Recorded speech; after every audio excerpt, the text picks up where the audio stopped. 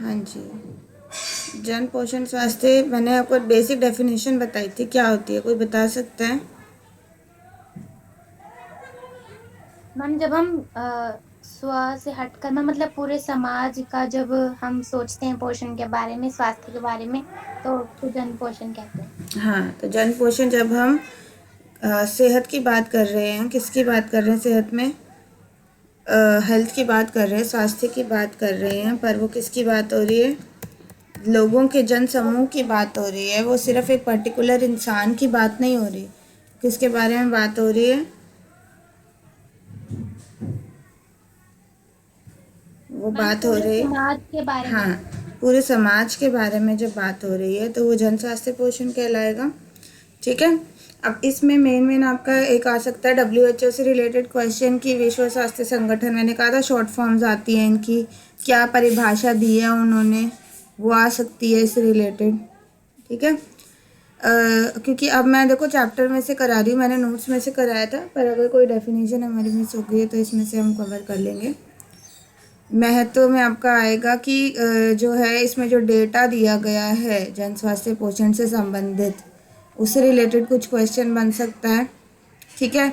इसके अलावा जो है सूक्ष्म पोषकों में कौन कौन सी कमी के बारे में इसने बताया है, तो मेन है लौह तत्व की कमी, जिंक की कमी, विटामिन ए की कमी, आयोडीन की कमी, फॉलिक अम्ल की कमी, विटामिन बी की कमी। ठीक है। ये इसके बारे में क्वेश्चन आ सकता है। वैसे तो मेरे ख्याल से इसमें से केस बेस्ड स्टडी क्वेश्चन ही बन सकते हैं। सामाजिक आर्थिक दृष्टि से कमजोर परिवारों में विद्यालय पूर्व आयु के बच्चों में वृद्धि बंधन व्यापक रूप से, अब ये क्वेश्चन आ सकता है कि जो है इस रिलेटेड असर्शन रीजन वाले क्वेश्चन में आ सकता है। ठीक है। तो ये बात आपने ये वाला सेंटेंस ध्यान से पढ़ी। सामाजिक आर्थिक दृष्टि से कमजोर परिवार में विद्यालय पूर्व आयु के बच्चों में वृद्धि बंधन व्यापक रूप से पाया गया है और लगभग आधे बच्चे माध्यम और साधारण अल्पोषण से ग्रसित होते हैं। ठीक है। अब इस वजह से आप कर सकते हो कि ये कुपोषण, अगर इसमें बताया गया है कि ये दिया, पहले एक सेंटेंस दिया गया है कि 50% बच्चों की मृत्यु का कारण कुपोषण होता है और परिस्थितियाँ, ये जो है इसके बाद इसमें ये वाला सेंटेंस दिया है, तो यानी आप कौन से वाले पे टिक करके आओगे? हाँ जी, क्या कौन मैम से एक वाले पे बार टिक? दोबारा क्वेश्चन बोल हाँ, सकते मैं बोल रही हूँ कि अगर आपको सेंटेंस ए में दिया है, एजर्शन रीजन वाले में ए में दिया है 5 वर्ष से कम आयु से कम आयु के कम से कम 50% बच्चों की मृत्यु का कारण कुपोषण होता है, और दूसरे में आर में दिया गया है कि सामाजिक आर्थिक दृष्टि से परिवार में विद्यालय पूर्व आयु के बच्चों में वृद्धि मंदन व्यापक रूप से पाया जाता है और लगभग आधे बच्चे मध्यम और साधारण अल्पोषण से ग्रसित होते हैं, तो आप इसमें से कौन सा वाला टिक करके आओगे? मैम ए वाला।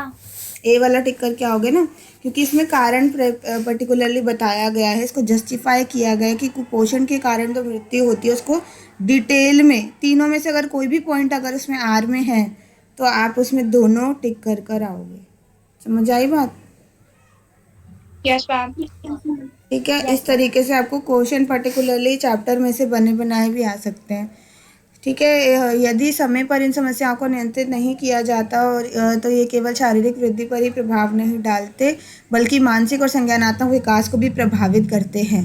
तो ये भी चीज़ है कि जो है अगर हम, ये भी आपका असर्शन रीजनिंग में आ सकता है कि अगर हम समय पर इसका निदान नियंत्रण नहीं करेंगे तो शारीरिक और मानसिक दोनों जो है विकास पर इसका प्रभाव पड़ेगा। तो इसीलिए आपका क्वेश्चन आ सकता है कि समय पर कुपोषण को नियंत्रित करना चाहिए, क्योंकि फिर नेक्स्ट सेंटेंस हो सकता है कि ये केवल से शारीरिक वृद्धि पर ही नहीं, आपके मानसिक और संज्ञानात्मक वृद्धि पर भी प्रभाव डालते हैं। तो उसके केस में भी आप क्या करके आएंगे? ए और आर मतलब दोनों सही है। ठीक है। Yes ma'am. यहाँ से बहुत सारे क्वेश्चन बनने के चांसेस हैं। ये सब मिलकर फिर जीवन की उत्पादकता और गुणवत्ता पर विपरीत प्रभाव डालती हैं। कुपोषण का बहुत अधिक मूल्य चुकाना पड़ सकता है। ये सब भी आर में आ जाते हैं, रीज़न में आ सकते हैं, कोई भी सेंटेंस एक उठाकर। ठीक है। ये सारा जो दिया दिया गया, ये पूरा रीज़न दिया गया क्योंकि कुपोषण जो है उसको नियंत्रित करना बहुत ही महत्वपूर्ण है। ठीक है। अगला है, भारत में अधिक समस्या अल्पपोषण की है, तथापि और अति पोषण की समस्या भी बढ़ रही है धीरे धीरे। पिछले कुछ वर्षों में बड़ी संख्या लोगों में आहारीय पद, अब ये देखो सेम चीज़ आ गई। अब इसमें इन्होंने साफ बताया, एक सेंटेंस दिया हुआ है और नीचे इसको एक्सप्लेन करना शुरू किया है, क्योंकि आहार पद्धतियाँ खराब होती जा रही हैं, जिस वजह से अल्प पोषण के साथ साथ क्या बढ़ रहा है, हमारा अति पोषण की समस्या बढ़ रही है। ठीक है, इसीलिए मैं आपको बोल रही थी पूरा पूरा चैप्टर ज़रूर एक बार रीड मारो और वहाँ से देखो कि कैसे क्वेश्चंस बन सकते हैं। ठीक है, जीवन शैली के संदर्भ में लोग अपेक्षाकृत अल्प श्रम करना, ये भी सेम आर रीज़न हो गया इसका। पहला सेंटेंस हमारा फिक्स हो गया कि अल्प पोषण है और अति पोषण दोनों बढ़ रहे हैं, या दोहरा भार जो बढ़ रहा है। नीचे नीचे इसके कारण दिए गए हैं कि आहारी पद्धतियों में बदलाव आ रहा है, हम काम कम करते हैं, हम जो है ज़्यादातर पहले पैदल चलते थे, पैदल चलना बंद कर दिया, तो ये सब इसके कारण आ सकते हैं। ठीक है, तले हुए पदार्थ हम ज़्यादा खाते हैं, जंक फूड हम ज़्यादा खाने लग गए हैं। ठीक है, ये सारा का सारा, साबुत अनाज हमने कम कर दिया, कुछ भी सेंटेंस उसमें उठकर आ सकता है।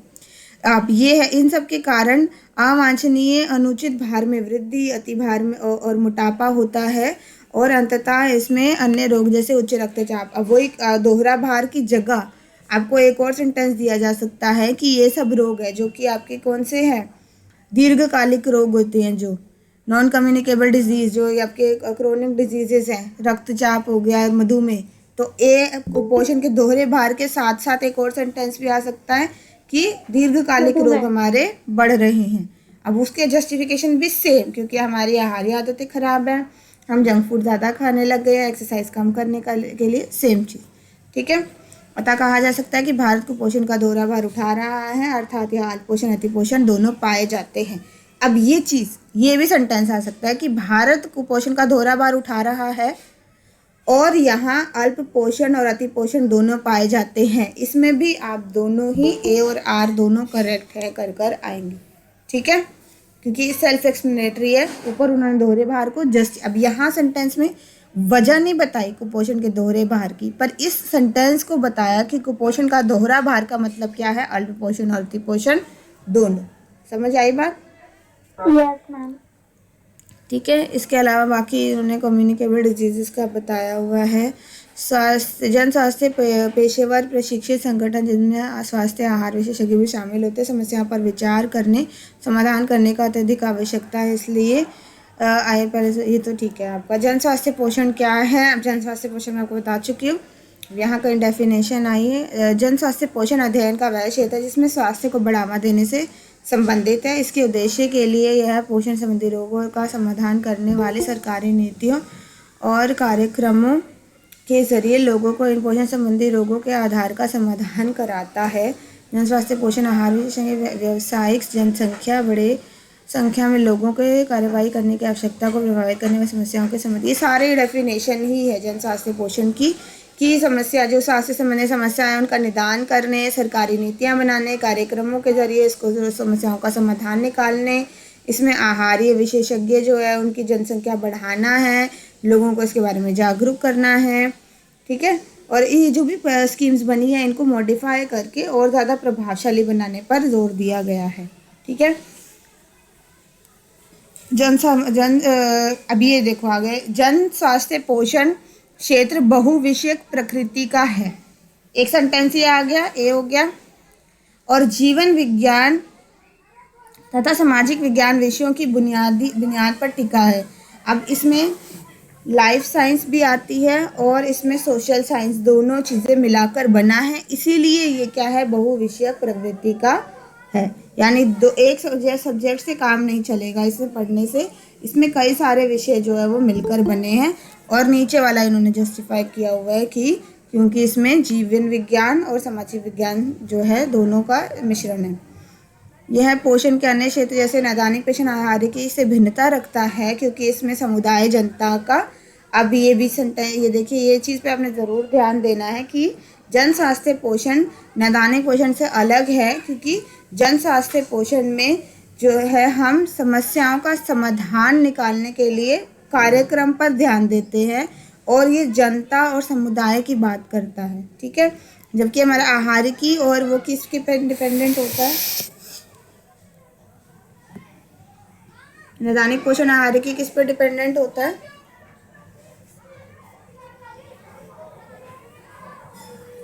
एक मिनट बेटा, एक मिनट।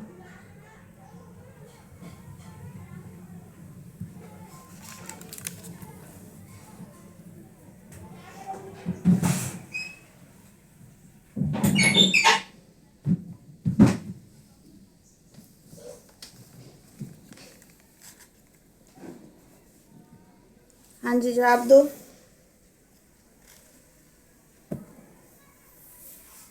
सुन रहे हैं सब बच्चे? Yes ma'am. जवाब दो। नैदानिक पोषण आहार की किस पर निर्भर करता है? मैम रोगी की पोषण स्थिति पर। एक रोगी की बात कर रहा है, और वो किसकी बात कर रहा है? जनसमूह की बात कर रहा है। ठीक है, बड़ी जनसंख्या की बात कर रहा है। असंवेदनशील की समस्याओं का समाधान के लिए व्यावसायिक पूरा नहीं, व्यावसायिक नीति की आवश्यकता होती है। एक जन पोषण ज्ञान का एक विशेष भाग है जो पोषणात्मक जैविक। अब इसमें मेन आपको ये पता होना चाहिए कि जन पोषण जो है वो इसमें क्या क्या चीज़ें मिली होती है। पोषणात्मक, जैविक, व्यवहार संबंधी, सामाजिक और प्रबंधन विज्ञानों को मिलाकर बना है ये। ठीक है, तो बहुविषय जो था ना हमारा, वो इसमें एक और हमारा हो गया सामाजिक विज्ञान, और जीव विज्ञान तो था ही। अब उसके साथ साथ आपका पोषणात्मक, जैविक, व्यवहार संबंधी, सामाजिक और प्रबंधन विज्ञानों को भी मिलाकर ये बनाया गया है। ठीक है, ओके मैम। अब ये आ गई इसकी परिभाषा, याद रखेंगे सब, डेफिनेशन याद कर लीजिए। समाज के संगठित प्रयासों कार्रवाई द्वारा स्वास्थ्य को उन्नत करना और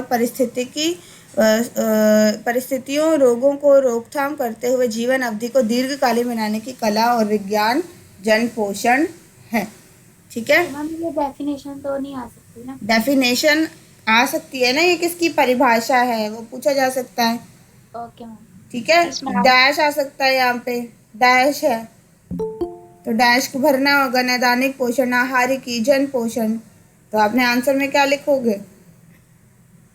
जन पोषण। ठीक है, समुदाय की डेफिनेशन आ सकती है, डैश एक लोगों का, ये पिछले साल भी आई थी आपकी 11th में भी, डैश लोगों का एक ऐसा विशिष्ट समूह होता है जिसमें कुछ सामान्य विशेषताएं पाई जाती है, जैसे भाषा, एक सरकार अथवा एक जैसी स्वास्थ्य समस्या है।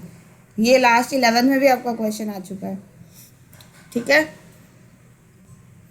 इसके बाद क्या है आपका पेशे और प्रोफेशनल रोकने के लिए महत्वपूर्ण है व्यापक पहचान, इसमें समस्या अपना कार्यनीति की योजना बनाते। अच्छा, एक मुझे आप लोगों को मेन चीज़ बतानी है कि आप जब पेपर OMR शीट में भरेंगे, ठीक है, तो जिन क्वेश्चंस पे आपको डाउट हो ना, मैंने उसका बोलते ना कैपिटल में लिखना, कि अब हम पेपर चेक कर रहे हैं तो हमें समझ आ रहा है कि आप कैपिटल में जब लिखते हो, कैपिटल में नहीं लिखो, स्मॉल में लिखो।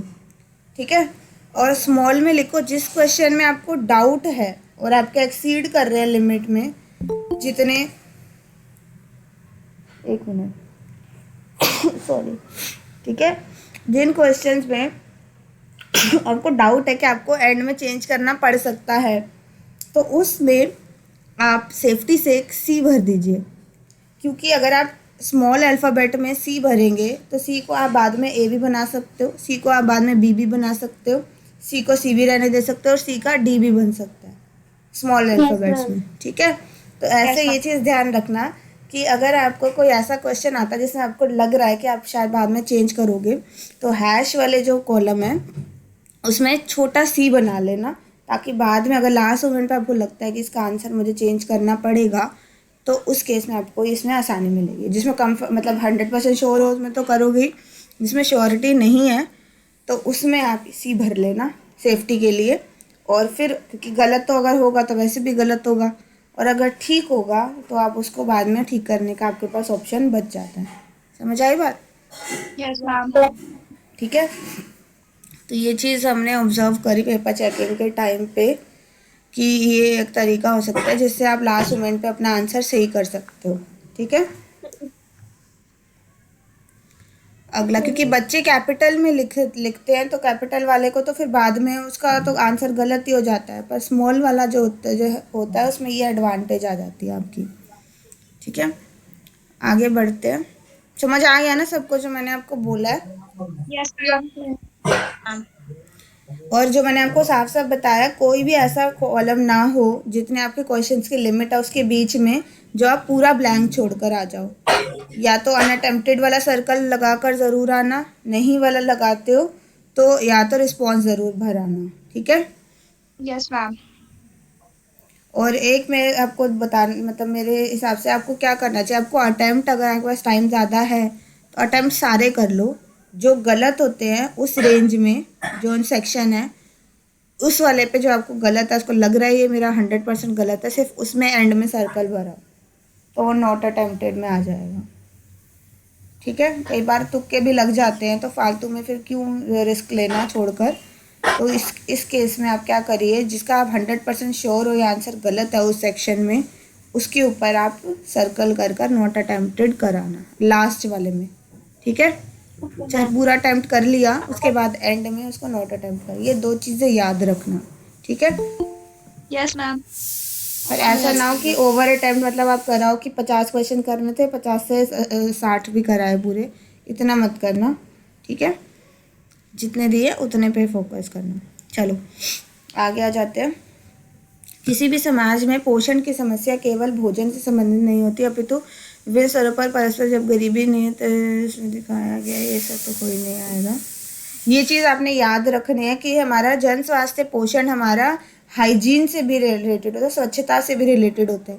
क्योंकि अगर आपका जैसे पानी साफ़ नहीं है या आपके घर के आसपास गंदगी है तो उससे आपको इन्फेक्शन लगेगा। इन्फेक्शन होने से आपकी इम्यूनिटी वीक हो जाती है और आपको बीमारियां जल्दी लग जाती हैं। ठीक है, और जन पोषण स्वास्थ्य में सिर्फ आपके दीर्घकालिक रोग ही नहीं आते, अल्पकालिक रोग भी आते हैं। ठीक है, जो कुपोषण की मेन समस्या है वो दस्त के कारण होती है, जो है पेशिश के कारण होती है, हैजे के कारण होती है। समझ आई बात? Yes ma'am. तो ये चीज़ याद रखना कि हम मोस्टली हमने सारी जितने भी बीमारियां पढ़ी हैं वो इस तरीके की थी जो दीर्घकालिक थी, तो इसलिए ये चीज़ ज़रूर याद रखना। जैसे कि और भी में दिखाया गया है, पोषण संबंधी कारक अर्थात कारकों के लेकर कृषि नीति, स्वास्थ्य देखभाल सुविधाएं, सेवाओं का उपलब्धता, राजनीतिक इच्छा। इसका मेन जो आपको पता होना चाहिए कि जन स्वास्थ्य पोषण का अगर हमें निवारण करना है, बचना है, या तो देखो एक होती है रोकथाम और एक होता है उसको ख़त्म करना। ठीक है, उसको उससे एक होता है बचाव, एक होता है रोकथाम। बचाव का मतलब है कि बचना, और रोकथाम का मतलब है कि ये बीमारी ख़त्म हो जाए। ठीक है, ये 2 चीज़, जैसे कोरोना है, कोरोना से बचाव हो सकता है और रोकथाम के लिए हम क्या कर रहे हैं, वैक्सीनेशन निकाल रहे हैं ताकि ये बीमारी जो है ख़त्म हो जाए। तो इसीलिए सरकारी नीतियाँ, राजनीतिक इच्छा शक्ति और सामाजिक सांस्कृतिक कार्य, ये 3 कारण होते हैं जिससे आपको जो डिसाइड करते हैं कि आपके देश में कोई समस्या जो है वो जन स्वास्थ्य समस्या ख़त्म होगी या नहीं होगी। समझ आई बात? जैसे कि आपका सरकारी नीतियाँ अगर सही नहीं है तो वो सही नहीं है तो फिर आपका आयोडीन की कमी नहीं ख़त्म हो सकती, लोहे की कमी नहीं ख़त्म हो सकती, क्योंकि सरकार कोई स्टेप नहीं ले रही। राजनीतिक इच्छा शक्ति यानी सरकार ने अनाउंस तो कर दी पर आगे उसके लिए पैसे नहीं दे रही, तो वो राजनीतिक इच्छा शक्ति हो गई। तीसरा इसमें आता है सामाजिक सांस्कृतिक कार्य। सामाजिक सांस्कृतिक कार्य यानी कि मान लीजिए कुछ लोग कहते हैं कि जैसे कि कह रहे हैं कि वैक्सीनेशन बीमार लोगों को नहीं लगानी चाहिए, बूढ़े लोगों को नहीं लगानी चाहिए, इसके साइड इफ़ेक्ट होते हैं। या कोई कहता है इसमें इसका डला हुआ है, इसमें जो कौन से जानवर से निकाला गया वो नहीं, तो हम अपने शरीर में नहीं डालेंगे। इस तरीके से क्या होता है कि लोगों को वो सुविधा प्राप्त नहीं हो सकती। तो इन 3 चीज़ों का बहुत बड़ा इंपॉर्टेंस होती है किसी भी रोग की रोकथाम के लिए। ठीक है, अब ये आपकी पोषण संबंधी समस्याएं ये आपको अच्छे से याद होनी चाहिए। प्रोटीन, ऊर्जा, कुपोषण, PEM। ठीक है, यस मैम।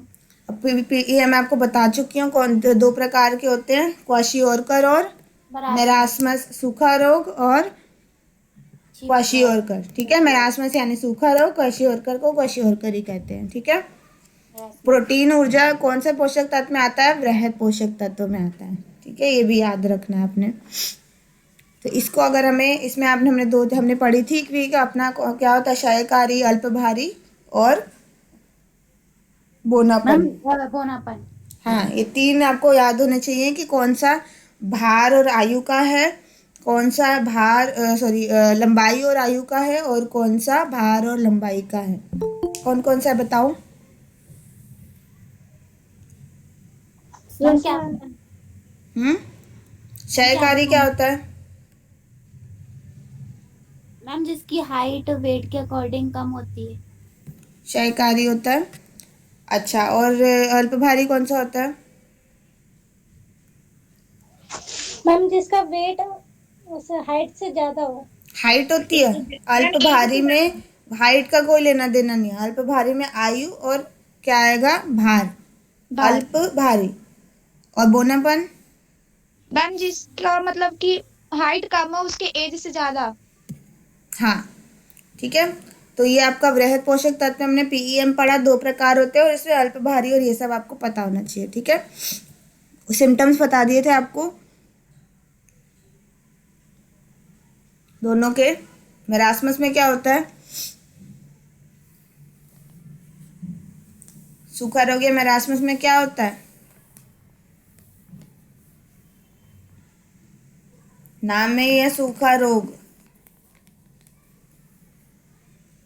ही चैप्टर आपको बाय हार्ट याद होना चाहिए। अब तक तो हम रिवीजन कर रहे हैं। सूखा रोग यानी कि शरीर क्या है, कंकालनुमा हो जाता है। और क्वाशियोरकर में पेट घड़ानुमा हो जाता है। भूल गए सब। सूक्ष्म पोषकों की कमी को क्या बोलते हैं? आवाज आ रही है ना मेरी? मैम रोग। सूक्ष्म पोषकों की कमी को क्या बोलते हैं? छुपी हुई भूख। Yes ma'am, yes ma'am. ठीक है, याद रखना टर्म, इसको इंटरचेंजेबली यूज करते हैं। या तो सूक्ष्म पोषक की कमी बोलते हैं या छुपी हुई भूख बोलते हैं। कौन कौन से मेन पोषक तत्व हमने पढ़े हैं? Vitamin A, iodine, zinc, vitamin B, vitamin D, calcium, folic अम्ल, लोहा, ये सब जो है हमारे क्या होती है, इन सब की कमी को सूक्ष्म पोषकों की कमी भी बोलते हैं। और जो है सूखा रोग भी बोलते हैं। अब इसमें आपके 3 प्रकार हमने पढ़े हैं, आईडीडी, आईडीए और वीएडी। पूरे लक्षण पता होने चाहिए। ठीक है, ये मैं डिटेल में अब नहीं करा रही हूँ, ये मैं आपको बता चुकी हूँ। पूरे लक्षण इन सब के पता होने चाहिए, फुल फॉर्म पता होने चाहिए, ताकि आप लोगों को कौन से में हीनता विकार आता है, कौन से में कमी आता है। विटामिन ए की कमी, ये हीनता विकार नहीं है। लोह तत्व की कमी से अरक्तता, ये भी हीनता विकार में नहीं, इसका नाम भी नहीं आता। तो हीनता विकार में कौन सा बताता है? आयोडीन ही हीनता विकार लगता है। ठीक है, यस मैम।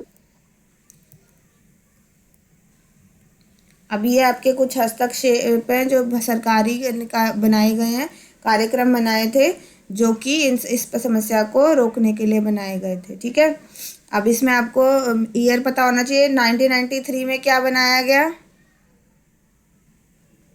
क्वेश्चन आ गया आपका।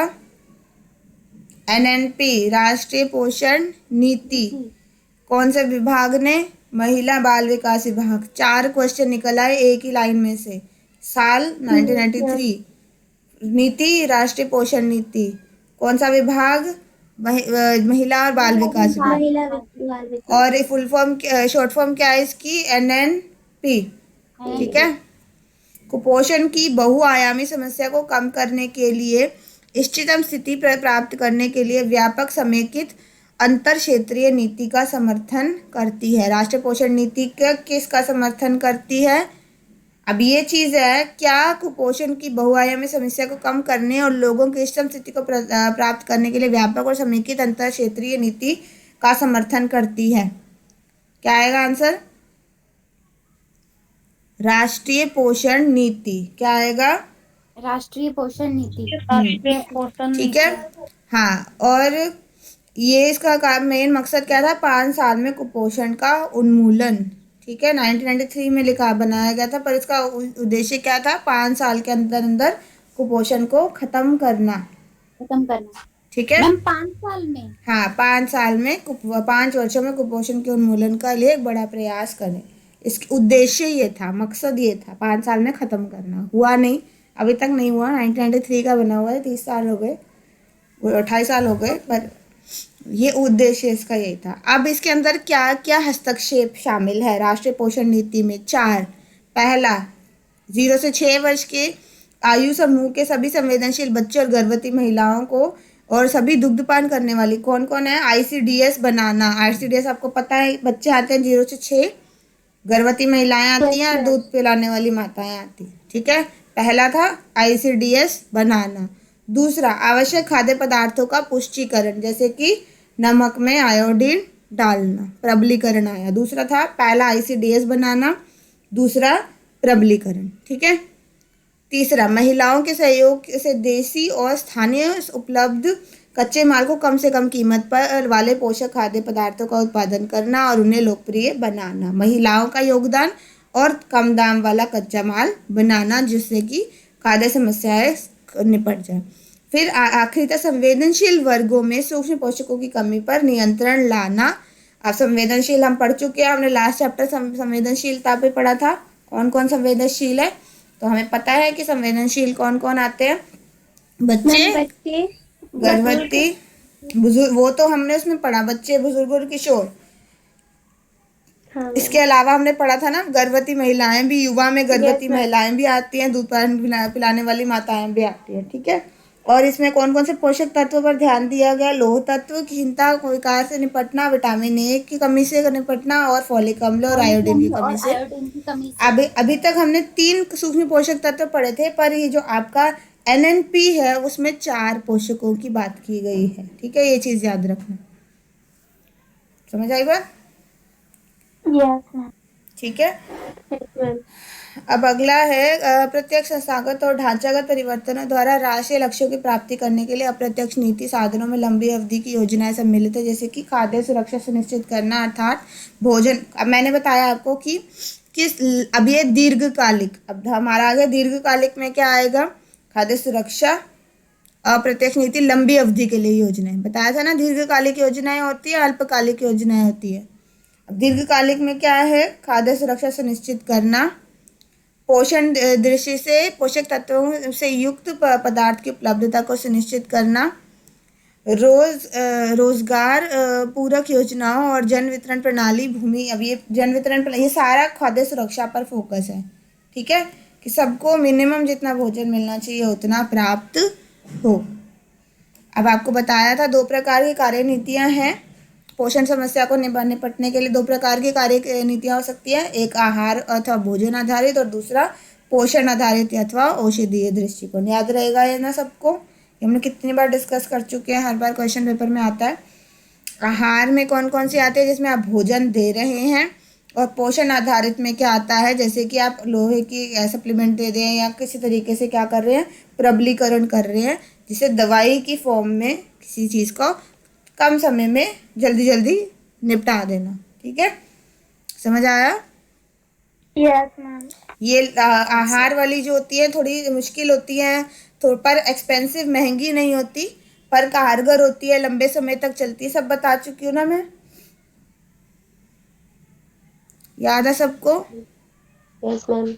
ठीक है, इसमें आपका मेन मकसद होता है कि लोगों की जीवन शैली में परिवर्तन। पोषण आधारित बहुत जल्दी से इसका परिणाम आ जाता है, पर इससे क्या हो सकता है? कोई साइड इफेक्ट हो सकते हैं, नुकसान हो सकता है, और जो है लोगों इसको लेकर थोड़ा सा वो हेजिडेंट हो सकते हैं, पर और ये महंगी है, पर इसका परिणाम कैसे आता है? बहुत ही जल्दी आ जाता है।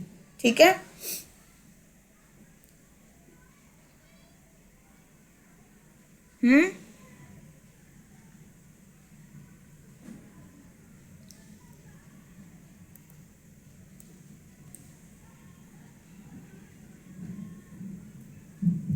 चिकित्सा अथवा पोषण आधारित, ये पूरा इसमें टेबल बनाया गया है कि इसके लाभ जो हैं और इसमें चुनौतियां और इसके अंदर क्या क्या चीज़ें हैं। भोजन आधारित में आपका पुष्टिकरण आ रहा है, आहार विविधता आ रही है।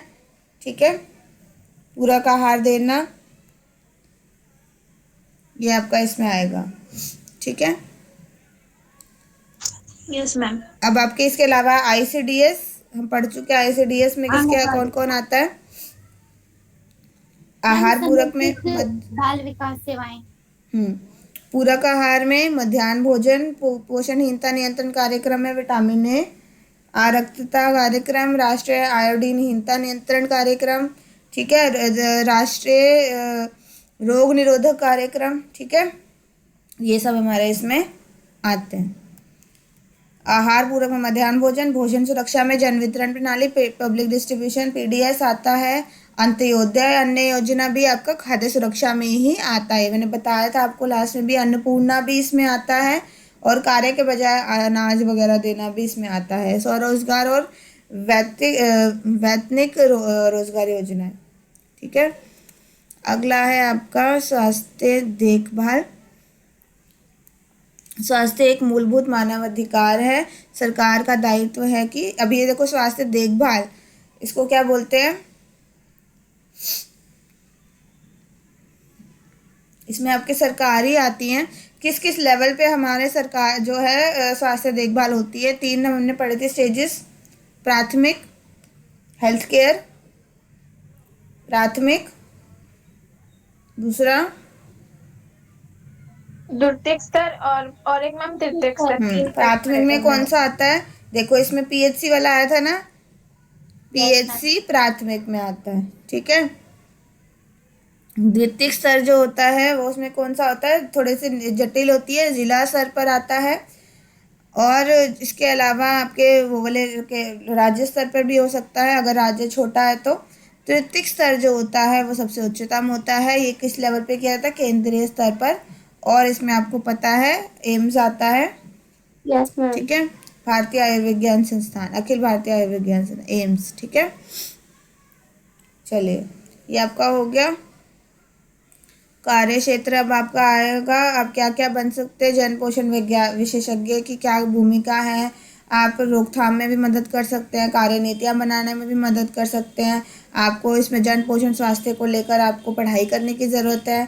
आपको पोषण मूल्यांकन आना चाहिए, पोषण देखरेख आनी चाहिए, खाद्य विज्ञान के बारे में नॉलेज होनी चाहिए, कला होनी चाहिए, शैक्षिक पद्धतियाँ के लोगों को अवेयर करना है, जनसंचार, लोगों से कैसे बात करनी है, वो सब आना चाहिए, ठीक है। एक सामुदायिक पोषण विशेषज्ञ क्षेत्र में परिस्थिति में कार्य कर सकता, कहाँ कहाँ कार्य कर सकता है? अस्पताल में, किसी शैक्षिक संस्थान में, सरकारी स्तर पर परामर्शकर्ता यानी जो सरकार नीतियाँ बनाती है उनमें सलाहकार का काम कर सकता है। सरकार के सारे विकासात्मक कार्य में खुद बना सकता है, जैसे कि इसके सरकार ना, जैसे हमने पढ़ा कई सारे ऑर्गेनाइजेशंस जो कि बाहर वाली भी होती है ना, जैसे WHO है, इन सब से यूनिसेफ है, ऑक्सफैम है, ये सब जो है इन सब संस्थाओं से, जो अंतर्राष्ट्रीय संस्थाएं जो लोगों के पोषण संबंधी काम करती हैं, उनके साथ भी भारत सरकार का मेलजोल होता है। तो उनके साथ मिलकर भी कार्यनीतियाँ और बनाने में भी आपका मदद कर सकते हैं।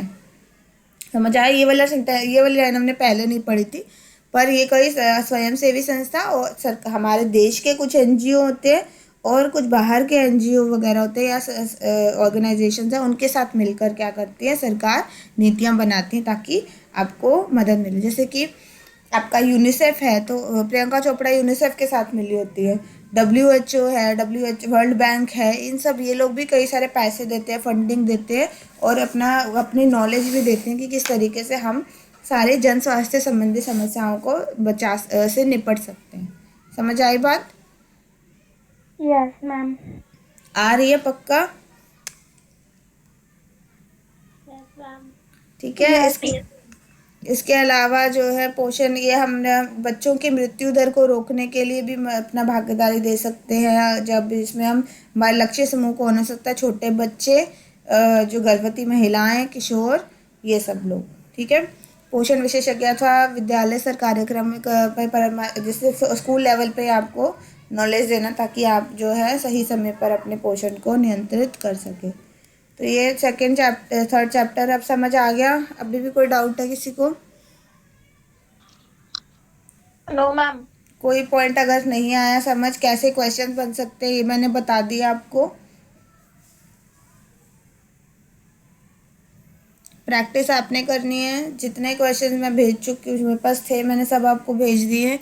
जो प्रैक्टिस पेपर आता है, अभी तक आपका क्वेश्चन बैंक आया नहीं है, आएगा तो आपको भेज दिया जाएगा। एडमिट कार्ड ले आए हैं सब बच्चे? Yes ma'am. पेपर अटेम्प्ट करते समय ध्यान रखना ज़रूर। प्रैक्टिस करिए सबने ओएमआर शीट पे। मैंने बोला कितनी बार, पर फिर भी जो आई के बच्चा है कोई? Yes ma'am. हाँ, कैसा हुआ था आपका फैशन स्टडी का पेपर? मैम हुआ था। पेपर आता था, मतलब मल्टी भरने में कोई दिक्कत तो नहीं आ रही थी? नो मैम, कोई भी दिक्कत नहीं हुई भरने में। वहाँ की टीचर बता रही थी। बता दिया था उन्होंने कैसे भरना है सब कुछ? Yes ma'am. ठीक है, चलो ऑल द बेस्ट। अब आप रिवीजन करिए सब बच्चे। कोई दिक्कत आते, क्लासेस तो मैं रखूँगी, पढ़ना शुरू करोगे तो डाउट्स आएंगे। पूरा चैप्टर नहीं कर पाएंगे तो हमें टॉपिक्स आप सिलेक्ट करिए ताकि हम वो टॉपिक अच्छे से डिस्कस कर सकें, ठीक है? Yes ma'am.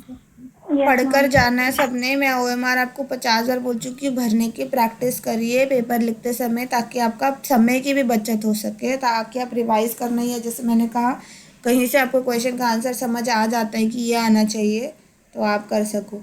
रिस्पॉन्स चेंज करने का मैंने आपको तरीका बता दिया है। अगर आपको कोई चीज़ में डाउट है किसी रिस्पॉन्स में, तो स्मॉल सी बनाए, पर अल्फ़ाबेट क्लियर होना चाहिए, विजिबल होना चाहिए। टेढ़ा मेढ़ा गंदा लिखोगे तो फिर आपके नंबर कटेंगे ही कटेंगे, ठीक है? Yes okay ma'am. चलिए, और कोई डाउट नहीं है तो फिर एंड करते हैं कॉल। स्क्रीनशॉट ले लीजिए और अटेंडेंस मार्क कर दीजिए।